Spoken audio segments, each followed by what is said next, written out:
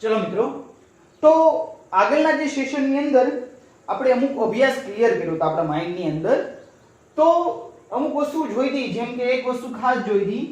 તો આ પ્રકારનું એક કોષ્ટક જોયું હતું, એક વખત, બે વખત, ત્રણ વખત, ચાર વખત, પછી એસ, એસપી, એસપીડી, એસપીડીએફ. કક્ષકો કેટલા પ્રકારની હોય? 4. કઈ એસપીડીએફ પ્રકારની. હવે એને પેટા કક્ષકો કેટલી સંખ્યામાં? એકી સંખ્યામાં. 1 2 નહીં 3 4 નહીં 5 6 નહીં 7. પછી ઇલેક્ટ્રોન સમાય કેવી? એક કક્ષકમાં કેટલા ઇલેક્ટ્રોન સમાય? 2. 2 થી વધારે સમાય નહીં. તો સમજો, તો 1 છે એટલે કેટલા સમાય? 2. તો 3 છે તો 6, 5 છે તો 10, 7 છે તો 14, 7 દુ 14, 5 દુ 10, 3 દુ 6, 1 દુ 2. ક્લિયર આ વસ્તુ? ચલો હવે આપણે ઇલેક્ટ્રોનની ગોઠવણી, ઇલેક્ટ્રોન રચના શીખવાની છે. તો જોઈએ, સૌપ્રથમ પહેલો વારો કોનો આવશે? હાઇડ્રોજનનો. ચલો પહેલી કક્ષા પકડવાની 1s. તો હું તમને આ કક્ષાની મેં ગોઠવણી પણ તમને કીધી હતી, યાદ હોય તો. સૌપ્રથમ પહેલા શું કરવાનું? લીટી પકડો. ચલો આ લીટી પકડી પહેલી. પહેલો વારો કોનો આવશે? 1s નો. ચલો 1s નો આવશે. પછી આગળ જાઓ એટલે કક્ષકો પૂરી. પછી વારો કોનો આવશે? 2s નો. ચલો 2s કક્ષકો પૂરી. નવી લીટી પકડો. કોનો વારો આવશે? 2p નો. ચલો પછી કોનો વારો આવશે? 3h નો. ચાલો પછી લીટી પૂરી. નવી લીટી પકડો. કોનો વારો આવશે? 3p નો. પછી કોનો વારો આવશે? 4s નો. લીટી પૂરી. પછી નવી લીટી પકડો. કોનો વારો આવશે? 3d નો.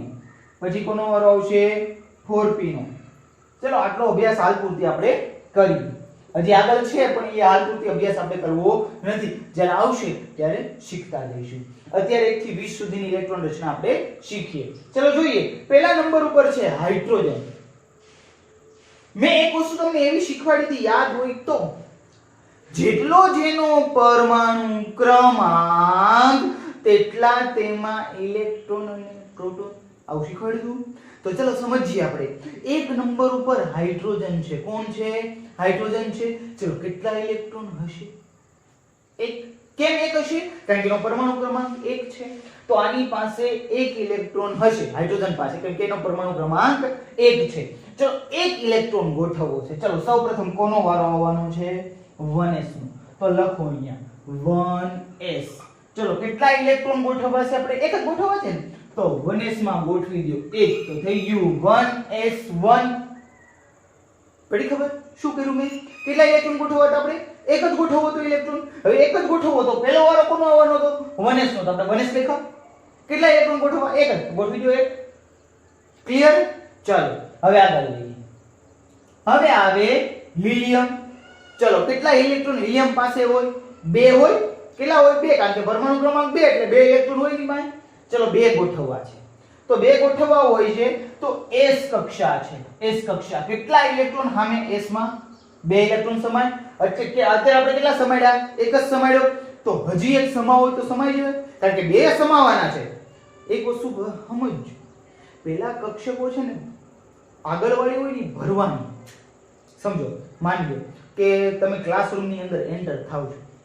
હું તમને એમ કહું છું ભાઈ એક બેન્ચીસ ઉપર 2 જણા બેસજો. કેટલા બેસજો? 2 જણા. તો તમે ક્લાસની અંદર એન્ટર થયા, માની લો એન્ટર થઈ ગયા.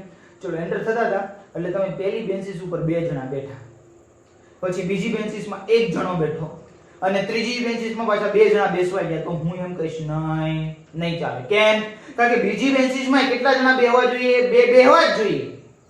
નિયમ હતો આપણો કે ભાઈ એક બેન્ચીસમાં 2 બેહે તો બીજી બેન્ચીસ 2 ભરાય, પછી ત્રીજી બેન્ચીસમાં બેસવા જવાનું.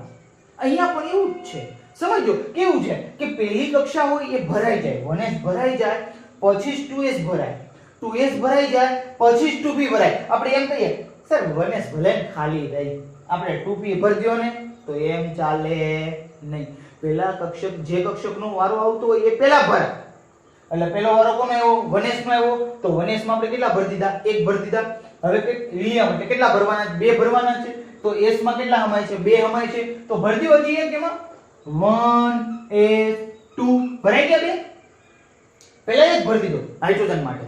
હવે હિલિયમ માટે કેટલા ભરવા હતા? 2. તો ભરી દો હજી એક વધારે, થઈ ગયા 2. હવે s પ્રકારની કક્ષા છે, 2 ઇલેક્ટ્રોન સમાઈ ગયા. ચાલો હવે વારો લઈએ લિથિયમનો. ચલો કેટલા ઇલેક્ટ્રોન ભરવા છે આપણે? 3 ભરવા છે. કેટલા ભરવા છે? 3. હવે સમજજો, 3 ભરવા છે. આપણે શું કરીશું? હવે પ્રોબ્લેમ એવી થાય છે કે 1s માં 2 તો ગોઠવાય. હવે ઉપરથી લેતું જવાનું, નીચે નીચે નીચે. 1s માં કેટલા ગોઠવાઈ ગયા છે? 2 તો ઓલરેડી ગોઠવાઈ જ ગયા છે. ભરવાતા કેટલા તમારે? 3. કારણ કે 1s માં તો 2 ભરાઈ ગયા ઓલરેડી. પણ હવે s પ્રકારની કક્ષામાં કેટલા ઇલેક્ટ્રોન સામે? 2 જ સામે. તો 2 સમાઈ ગયા. જો સમાઈ ગયા. તો હવે 1s માં ઇલેક્ટ્રોન ભરાહે નહીં. તો નવી કક્ષા પકડો. ચલો 1s ભરાઈ ગઈ. કોનો વારો આવ્યો? 2s નો. ચલો જોઈએ. 2s કેટલા ભરવું? 1. કેમ 1 ભર્યો? કારણ કે આપણે ટોટલ કેટલા ભરવા હતા? 3. તો જો 1s માં તો 2 ઓલરેડી ભરાઈ ગયેલા જ છે. 2s માં 1 ભરજો. 2 ને 1 3 થઈ ગયા. અને જેટલા ઇલેક્ટ્રોન એની પાસે હોય ને એટલા કક્ષકોમાં થવા જોઈએ. આ નિયમ પેલો નિયમ હું જેટલા એની પાસે હોય, માની લો કે સોડિયમ પાસે 11 હોય તો કક્ષકોમાં 11 થવા જોઈએ. કેટલા થવા જોઈએ? 11. હવે જો હાઇડ્રોજન પાસે કેટલા હોય? 1. તો 1s1 થઈ ગયો 1. હિલિયમ પાસે કેટલા હોય? 2. તો 1s2 થઈ ગયા 2. લિથિયમ પાસે કેટલા હોય? 3. તો 1s માં 2 અને 2s માં 1 થઈ ગયા 3. 2 ને 1 3. પણ હા, ઉપરથી જોડે જોડે લેતું જવાનું, કારણ કે એ તો પેલા ભરાઈ ગયા તો ભરાઈ જ ગયા. હવે મેં તમને બેસિસમાં બેહવાનું એવું કીધું હતું કે ભાઈ પહેલી બેસિસમાં 2 બેસજો, બીજીમાં 2 બેસજો, ત્રીજીમાં 2 બેસજો. હવે સમજો, તો પહેલી બેસિસમાં 2 બેઠા છે એને ભૂલીને બીજી બેસિસ ઉપર આગળ વધો એવું નહીં થવાનું. પહેલેથી ગણતું જ જવાનું, પહેલેથી ગણતરી લેવાની કે ભાઈ પહેલામાં 2 બેઠા છે, ચલો આગળ વધો. બીજામાં 2 બેઠા છે, ચલો આગળ વધો. ત્રીજામાં 3 બેઠા છે, તો એ ગણીને આગળ વધવાનું. પણ એને ગણતું જવાનું ફરજિયાત. હવે 2s નો વારો આવી ગયો એટલે 1s ને ભૂલી જવાનું નહીં, ભૂલવાનું. 1s માં 2 છે બતાવવાનું કે ભાઈ 1s માં 2 છે અને પછી 2s માં 1 ભરાણો. ખબર પડે છે શું કહેવા માંગુ છું? એ શું કર્યું? પહેલા આપણે હાઇડ્રોજન હતો, કેટલા ઇલેક્ટ્રોન ગોઠવવા હતા? 1. તો પહેલા પકડો આપણે 1s. 1s માં 1 ગોઠવાઈ ગયું. પછી કેટલા ભરવા હતા? હિલિયમ માં 2. તો 1s માં હજી કેટલા ટોટલ હામવાના હતા? 2 હામવાના હતા. તો હજી 1 ભરી દીધો, થઈ ગયા 2. ચલો 2 ભરાઈ ગયા. હવે ત્રીજો ઇલેક્ટ્રોન ભરવો છે. 1s એટલે s માં કેટલા સામે છે? 2 સામે છે. એટલે હવે 1s માં વધારે ઇલેક્ટ્રોન નહીં ભરાય. તો નવી કક્ષા લ્યો 2s. 2s માં કેટલા ભરો? 1 થઈ ગયા. 2 ને 1 3. ચલો હજી આગળ લઈએ. હવે આવે બેરિલિયમ. 1s માં તો 2 ઓલરેડી ભરાયેલા જ છે. 2s માં કેટલા આવવાના છે? s માં 2. એટલે હવે 2s માં ભરી દો 2. જો 2 ને 2 4 થઈ ગયા. બેરિલિયમ માટે 4. ચલો આગળ લ્યો. બોરોન માં કેટલા ભરવાના છે આપણે? 5. 5 ભરવા છે ને, તો 1s માં 2 ભરાઈ ગયા. 2s માં કેટલા ભરાઈ ગયા? 2. હવે s જ છે એટલે કેટલા ભરાય? 2 જ ભરાય. તો હવે શું કરવું? નવી કક્ષા પકડો. કઈ પકડો? 2p. 2p નો વારો આવ્યો. 2p પકડો. ચલો 2p. 2p માં કેટલા ભરવું? 1. 2 ને 2 4 ને 5 થઈ ગયા 5. હવે વારો આવ્યો કાર્બન નો. ચલો ભરો. 1s2 2s2 2p2. 1 ભર્યો તો હવે 2 ભરો. હવે જોજો, ધ્યાન આપજો શું કરશો. હવે 2p ભરાઈ ગઈ તો 2p ભરાણી નથી, કેમ કે p માં તો ઇલેક્ટ્રોન હામવાના 6. તો એમાં તમારે 6 હમાડવાના. જોજો આગળ જોતા જીજો, ધ્યાન આપજો. 1s માં 2, 2s માં 2 અને 2p માં 3. ખબર પડી? કેમ 2p માં 3 કેમ? કારણ કે p છે ને, p માં કેટલા હમાય? 6 હમાય. તો 6 સુધી ભરવાના તમારે. પછી 1s2 2s2 2p4 ભરાણો તો ઇલેક્ટ્રોન. પછી 1s2 2s2 2p5 ભરાણો 5.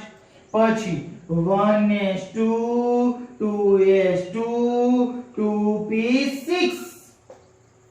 ભરાઈ ગયા છે. તો શું કરવાનું? તો જો જે કક્ષકો હોય આમાં જોવાની તમારે, આ યાદ રાખી લેવાનું તમારે. s હોય તો 2 જ હમાય, p હોય તો 6 હમાય, d હોય તો 10 સમાડવાના અને f હોય તો 14 ઇલેક્ટ્રોન અંદર સમાડી દેવાના. તો જો 1s માં આપણે 2 ભર્યા હતા, એમ 2s માં 2 ભર્યા, પણ 2p આવ્યું તો જો 2p કેટલું લાંબુ આવ્યું? 1 2 3 4 5 6 સુધી જાય.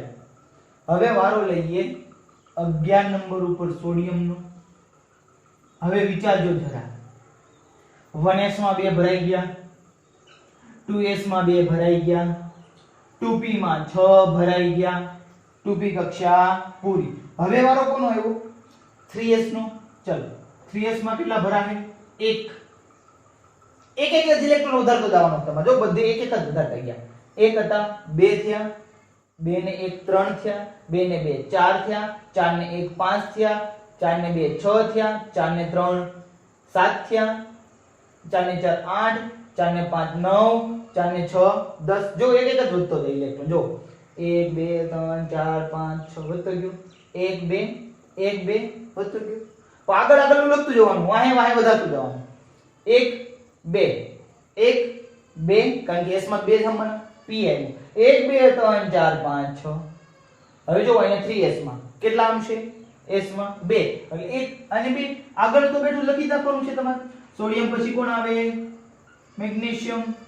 1s2 2s2 2p6 3s2 આવશે આવું. હવે કોનો વારો આવ્યો? એલ્યુમિનિયમ નો. ચાલો 1s2 2s2 2p6 3s2. હવે જો 3s ભરાઈ ગઈ, 3s2 સુધી ભરાઈ ગઈ, મતલબ 3s પૂરી. હવે કોનો વારો આવશે? 3p નો. તો અહીંયા ભરો 3p.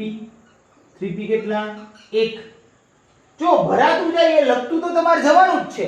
1s2 2s2 2p6 3s2 ભરાઈ ગઈ છે. હવે જો s માં કેટલા સામે? 2 સામે છે, એટલે તમારે નવી કક્ષા લેવી પડશે. નવી કક્ષા કઈ છે? 3p છે. 3p માં કેટલા? 1. હવે 3p કેટલા સુધી આવે છે? 6 સુધી. 3p1 3p2 3p3 3p4 3p5 3p6 6 સુધી આવી ગયું. હવે 3p ભરાઈ ગઈ. હવે કોનો વારો આવ્યો? 4s નો આવશે. 4s કેટલા સુધી આવશે? 2. 4s1 4s2. પછી કોનો વારો આવશે? 3d નો. કેટલે સુધી? 3d1 3d2 3d3 3d4 3d5 3d6 3d7 3d8 3d9 અને 3d10. કેમ? કારણ કે d છે, 10 ઇલેક્ટ્રોન ભરાશે. આ એક વસ્તુ ખાસ યાદ રાખવાની છે. s p d f. s ને 1, p ને 3, d ને 5, f ને 7. s માં 2 સમાય, p માં 6 સમાય, d માં 10 સમાય, f માં 14 સમાય. એટલા ઇલેક્ટ્રોન સમાવવાના. એ સમાઈ જાય પછી જ નવી કક્ષકોનો વારો લેવાનો છે. ભૂલ ના પડે.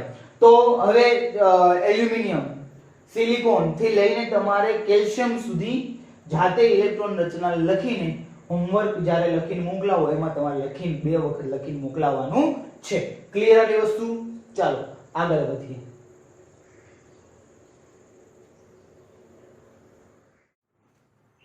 ચલો મિત્રો, હવે પછીના જે સેશનની અંદર આપણે જે ચારે ક્વોન્ટમ આંક છે એ ક્લિયર કરીએ.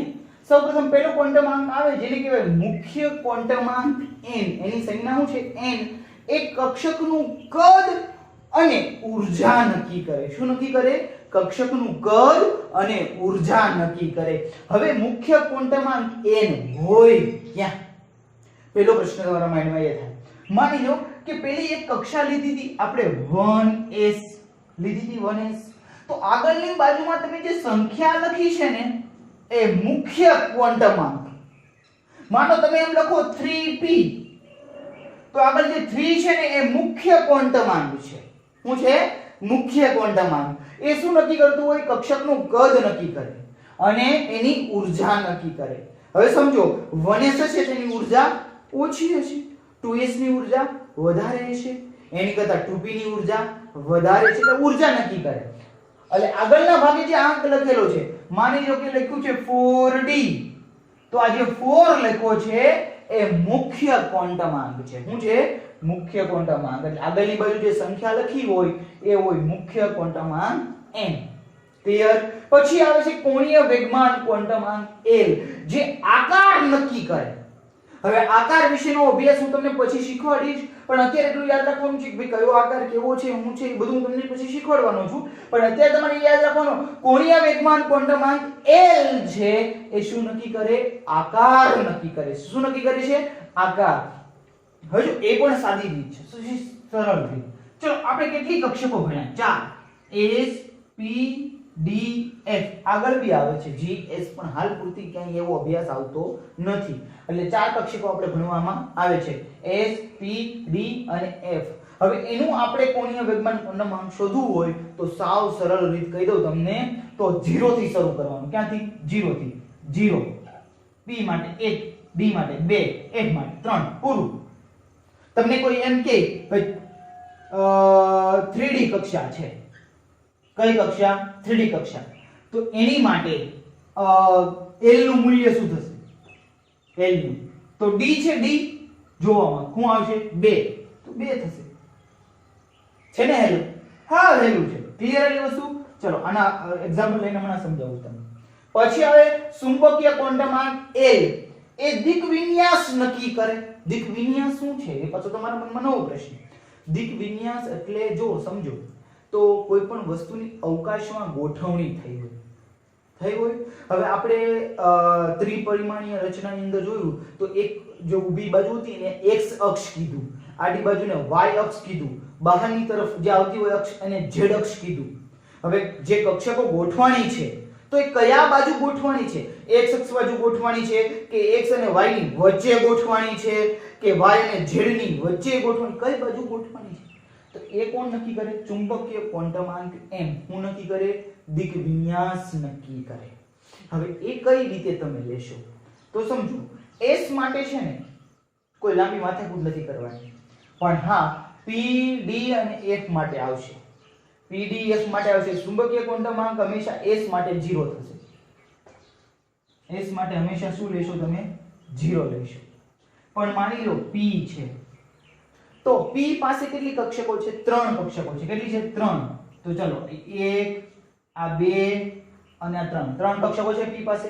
તો વચ્ચે વાળી હોય ને એને 0 કહી દેવાનું. શું કહી દેવાનું? 0. આ બાજુની હોય ને એને -1 કહી દેવાનું. આ બાજુ હોય ને +1 કહી દેવાનું. પેલી સંખ્યા રેખા તમને આવડે ને? 0 આ બાજુ -1 આ બાજુ બધા +1 કે +2 +3 આ બાજુ -1 -2 -3 બસ એ રીતનું. વચ્ચે વાળી કક્ષા હોય ને 0 કહી દેવાની. આ બાજુ -1 આ બાજુ +1. હવે માની લો d છે તો d પાસે કેટલી હશે? 5 હશે. તો જોઈ લઈએ 5 આ 1 આ 2 આ 3 આ 4 અને આ 5. વચ્ચે વાળી કેવું કહી દીધું આપણે? 0. આ બાજુ વાળું -1 -2 આ બાજુ +1 +2. રેડી?